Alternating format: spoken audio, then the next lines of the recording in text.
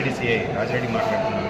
ఈరోజు పోలీస్ అమరవీరుల సంస్కరణ వారోత్సవాల్లో భాగంగా ఎల్లారెడ్డి సబ్ డివిజన్కి సంబంధించి రక్తదానం శిబిరం ఇక్కడ కండక్ట్ చేయడం జరిగింది.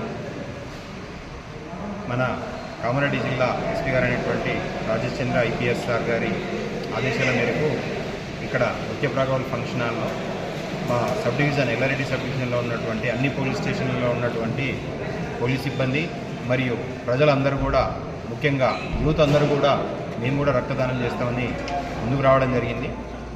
ఈ రక్తదానంతో పాటు విధి నిర్వహణలో అమరులైనటువంటి పోలీస్ అమరవీరులని వాళ్ళ త్యాగాలను స్మరించుకొని వాళ్ళని గుర్తు చేసుకోవాలని చెప్పేసి ప్రజలందరికీ విజ్ఞప్తి చేస్తున్నాం. అదేవిధంగా రీసెంట్గా నిజామాబాద్లో జరిగినటువంటి కానిస్టేబుల్ ప్రమోద్ అత్యోదాంతము జరిగింది. ఆయనతో పాటు అమరులైన అందరికీ కూడా ఒక 2 నిమిషాల్లో మౌనం పాటించిన తర్వాత రెడ్ క్రాస్ ఎన్జిఓ యొక్క ఆర్గనైజేషన్తో సపోర్ట్తో ఈరోజు రక్తదాన శిబిరం కండక్ట్ చేస్తున్నాము.